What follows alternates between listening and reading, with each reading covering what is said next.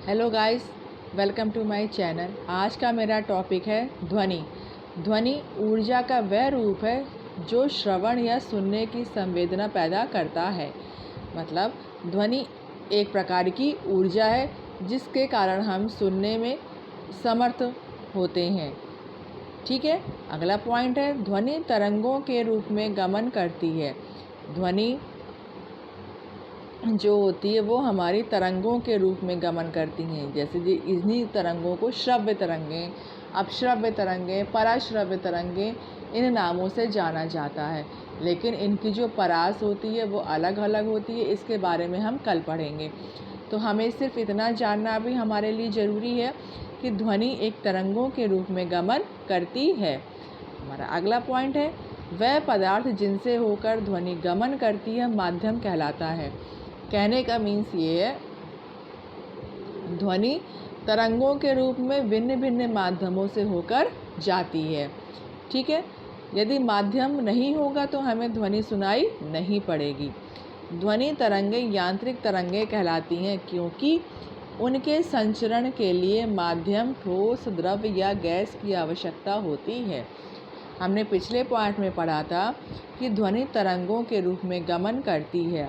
वही चीज़ है कि ध्वनि तरंगें यांत्रिक तरंगें कहलाती हैं।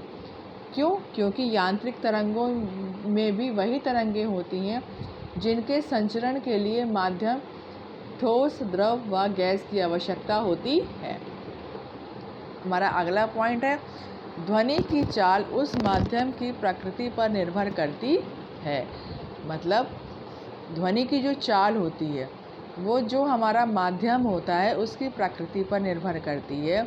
अगर हमारा माध्यम ठोस है, द्रव है और गैस है तो उन सब की प्रकृति पर निर्भर करेगा। कहने का मीन्स क्या है कि ठोस में ध्वनि की चाल अलग होगी, द्रव में ध्वनि की चाल अलग होगी और गैसों में ध्वनि की चाल अलग होगी। ध्वनि की चाल भिन्न भिन्न माध्यमों में भिन्न भिन्न होती है और ध्वनि की सबसे अधिक चाल होती है ठोसों में और सबसे कम ध्वनि की चाल होती है गैसों में। ये छोटे छोटे से क्वेश्चन हमारे कंपटीशन के लिए अत्यंत महत्वपूर्ण होते हैं। तो कृपया वीडियो को पूरा एंड तक ज़रूर देखना और वीडियो को लाइक, शेयर और सब्सक्राइब ज़रूर करिएगा।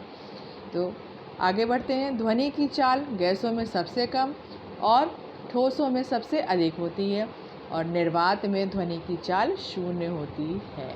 ये सबसे मोस्ट इम्पॉर्टेंट पॉइंट है कि निर्वात में ध्वनि की चाल कितनी होती है। तो निर्वात में ध्वनि की चाल शून्य होती है। ध्वनि वायु की अपेक्षा स्टील में लगभग 15 गुना तीव्र गति से गमन करती है। हमने देखा था ना कि ध्वनि की चाल गैसों में सबसे कम होती है।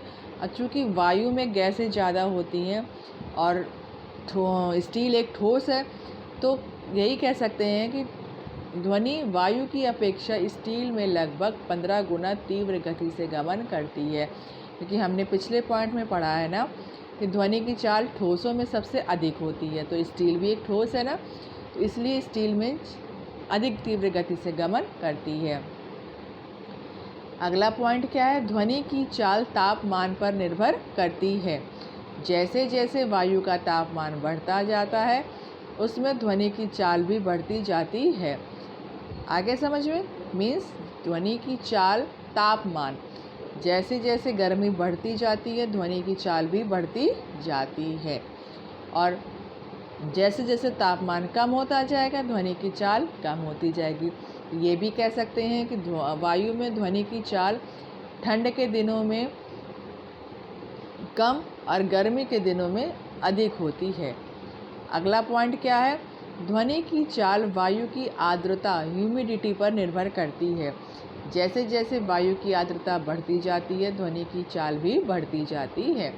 मतलब जितनी ह्यूमिडिटी बढ़ती जाएगी ध्वनि की चाल भी उतनी ही बढ़ती जाएगी। आपको आज का टॉपिक कैसा लगा मुझे कमेंट करके ज़रूर बताइएगा। Please like, share and subscribe ज़रूर करना। Thank you for watching.